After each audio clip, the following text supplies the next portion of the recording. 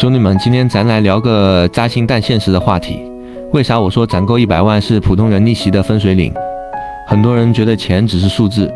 但真正摸到100万门槛时，你会发现世界对你的打开方式都变了。先说最直观的，当你兜里有100万，办签证都能享受贵宾待遇，比如去日本，普通收入者拿的是单次签，条件好点给3年签，但你有100万流水试试，直接给5年多次往返，每次能住90天，到期回国，隔天再飞，相当于半年都能泡在那边。这就是钱带来的通行自由没这笔积蓄，你连发达国家的门槛都够不着。再说改变命运的关键，移民。很多人觉得移民是富豪的事，其实普通人够到30到50万就能破局。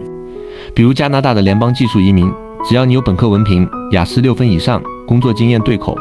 花个30多万办下来，1年就能登陆。那边没35岁危机，送外卖都没人看你年龄，更没性别歧视，体力活赚的不比坐办公室少。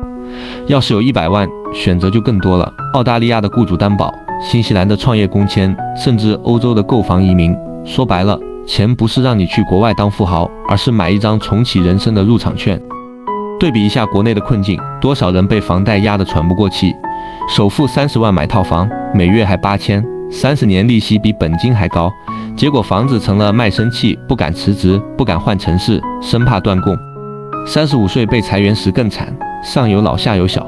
简历投到石沉大海，只能去开滴滴跑外卖。这时候你攒的那点钱全填房贷窟窿了，拿什么谈自由？有人说不买房不结婚，那人生还有啥意义？兄弟，咱逆向思维一下，结婚一定要有房吗？租房住就不能过日子？你看看那些早早背上房贷的人，30岁就活成了60岁的心态，不敢尝试新工作，不敢投资自己，活活把自己困成房贷奴隶。而你攒够100万，就算不移民，国内也有大把选择，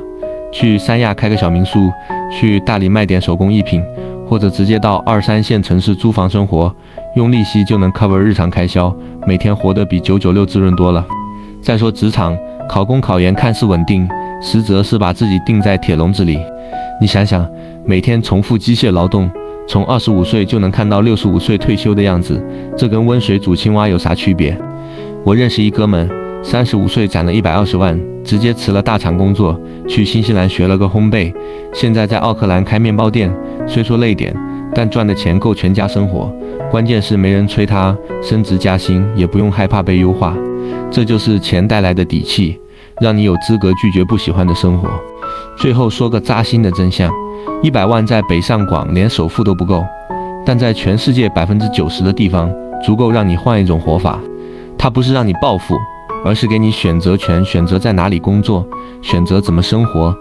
选择要不要被世俗的必须买房、必须结婚、必须结婚、必须稳定绑架。你细品，当你没有房贷车贷，兜里揣着100万，哪怕去东南亚小国租个别墅，每月花1万，也能舒舒服服过8年。这期间你有无数机会折腾新事业，而不是被困在稳定的假象里慢慢窒息。所以兄弟们，别被买房买车的固定思维框死了，先给自己定个小目标，30岁前攒够100万，不贷款，不跟风结婚，保持对世界的探索欲。